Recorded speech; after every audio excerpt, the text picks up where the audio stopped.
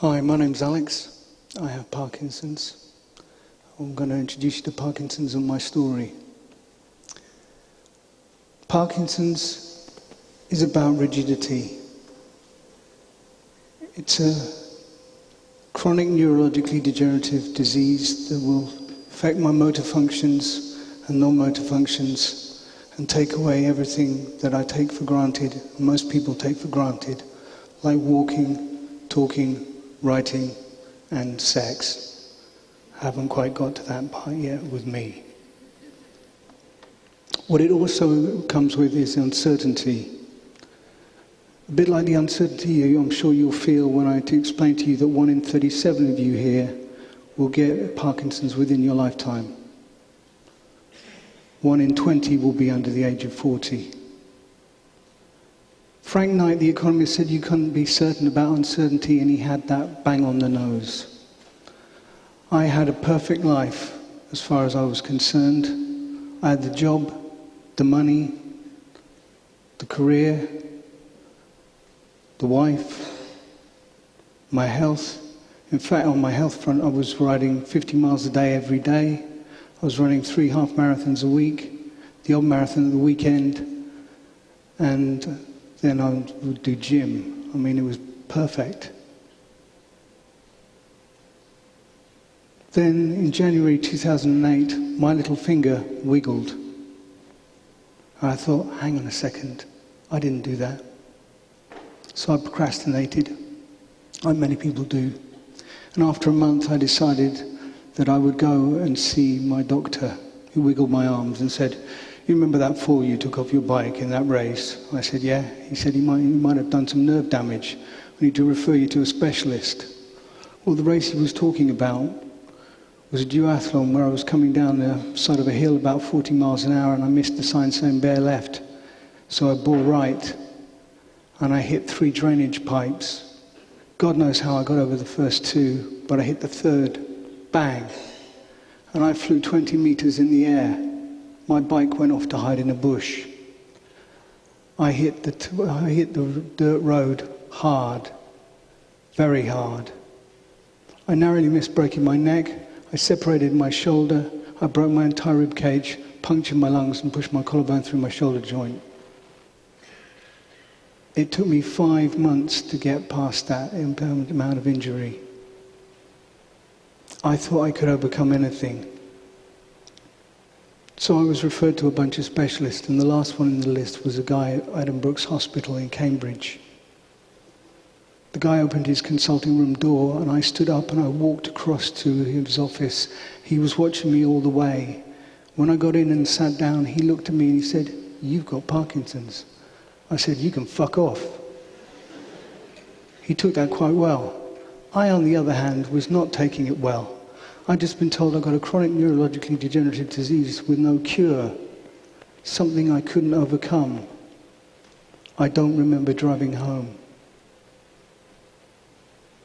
12th of June 2008, after many tests, I received my final diagnosis that I had got Parkinson's. My world fell apart.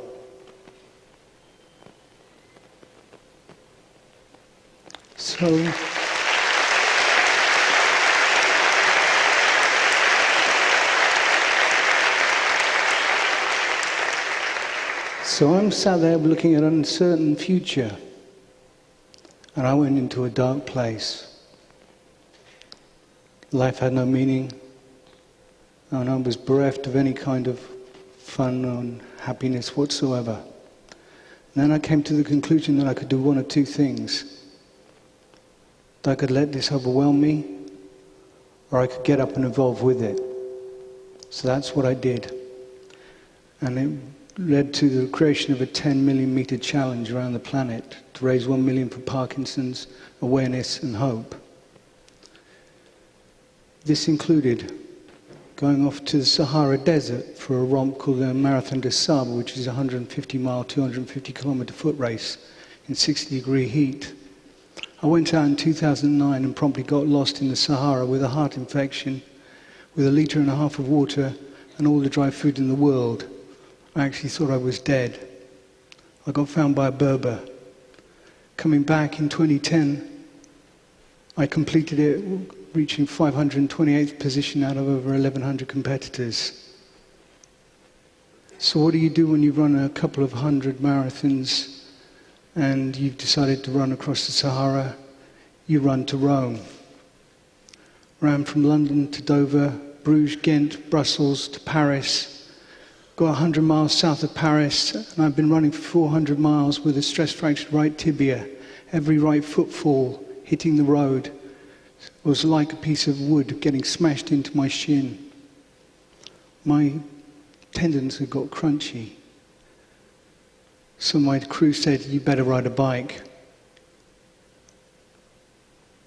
So I rode the heaviest mountain bike across the Alps into Rome, and I did walk the Col de Sinis into Italy, all 10 kilometers uphill with the busted leg,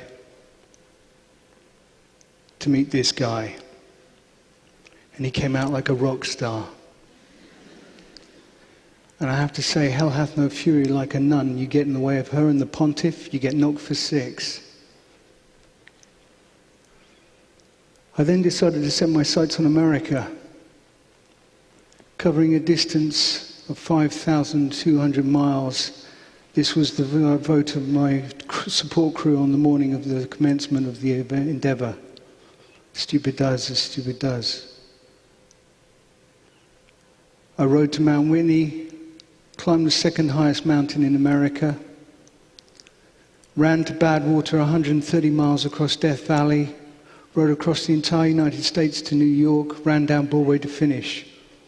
Now, the New York Police Department said I would be able to get into the Manhattan River, the river off the Manhattan Island. The US Coast Guard said they'd withhold shipping. The US Park Service said, "You didn't give us enough notice, and if you do that, we'll treat you as a terrorist." They know me so well. I then went off to the Amazon. I ran 200 kilometers of the Amazon jungle. I lost from 82 kilos down to 64 kilos in less than a week. I ran across the Colorado Rockies in inclement weather to get the biggest medal you could kill a wild buffalo with if you flung it hard enough. I did that and the Dolomites in 8 weeks, and within 14 months of 2012 to 2013, I covered 6,000 kilometers on foot. That's enough to run from London to Washington, D.C. On the 24th of January, 2014, I completed my 10 millimeter challenge.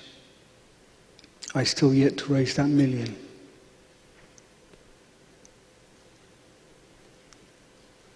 In 2017, I went off to the Kunstladen Trail in Switzerland in minus 29 degrees to do an unsupported traverse of the Kunstladen King's Trail. 5 kilometers into a 450 kilometer trek, I slip over, rip a tendon in my right ankle. I gaffer tape my right ankle, pulling a 135-pound bulk and 10K backpack. I pulled it over 2 mountain passes and 3 frozen lakes for another 25 miles before, hypothermia set in, and I had to call it a day. 2018 saw me go out to Fiji to do the Lost Islands Ultra. We had 2 cyclones that came in and wiped everything out, and we were struggling through mud up to our waists occasionally. That was a road, and that was formerly a small stream. I finished, but didn't complete the course in 100% as I got a heat stroke on the first day, but carried on. And lastly, in 2018, I did the Primal Quest Pursuit Race, 240 miles across bear-infested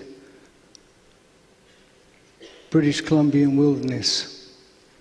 It was immense, including glaciers and whitewater rafting.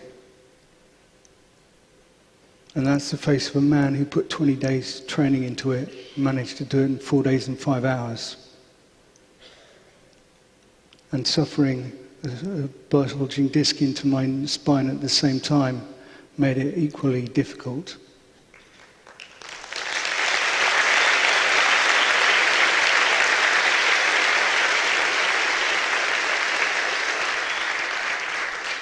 My coping mechanism for all the uncertainty that Parkinson's gives is to throw risk at it. The idea of seizing opportunity to keep moving. Adaptation is key. We hate, as human beings, we hate adaptation. We hate having to change our minds. We like things certain. But that's very difficult when disease in front of you makes every day unique. The only constants that I have with the disease is that it's there in the morning when I wake up, and it's the last thing that says goodnight to me. For my survival and how I cope with my life, I have to embrace perpetual change. But Parkinson's can be my worst enemy. It is my worst enemy. It's taken my job, my family. It even left me homeless at one point. Not to mention the effects of the medication, the slow loss of motor control and non-motor control, and the fact that I'm nervous at the moment and I'm shaking like a leaf. But it doesn't stop me from living my life to the best that I can possibly be.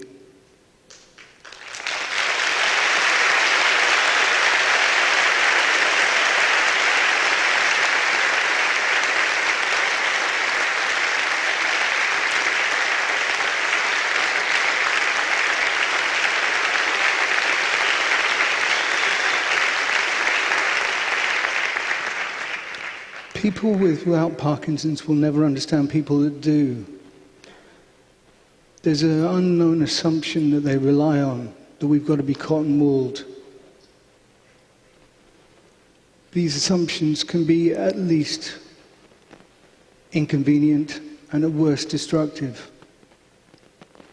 And more understanding needs to be given to those people that do have Parkinson's. For example, Parkinson's is an old person's disease. Parkinson's doesn't discriminate. Parkinson's takes on anybody in every age. And the youngest person ever diagnosed with Parkinson's disease was a 2-year-old boy. Now just think about that, 2 years old. I've had it for 12 years. Imagine that kid going to school and how cruel other children can be.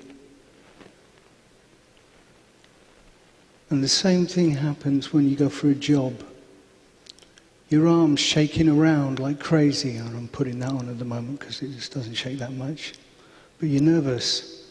And the look in the guy's eyes is, what's wrong with this guy? Does he have a drink problem? Does he have a drug problem? What's wrong with this guy? And you say, oh, you've noticed my Parkinson's. Well, it doesn't stop me from reaching my objectives or fulfilling my obligations. I hope that's not a problem. Oh no, it's not a problem, is the reply. We're an equal opportunities employer. And you never hear back.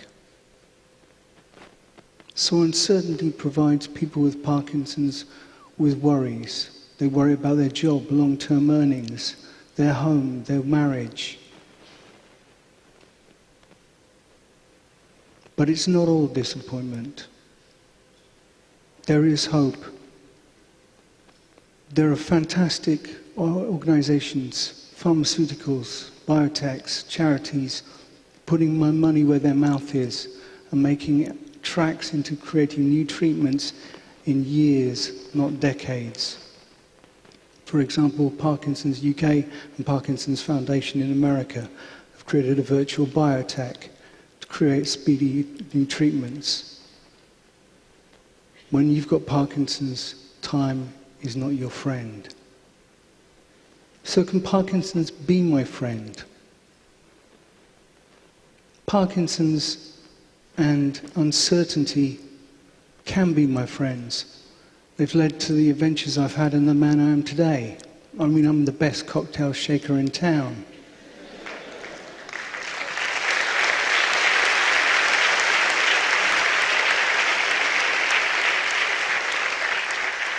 And dogs love me because I can't stop patting them.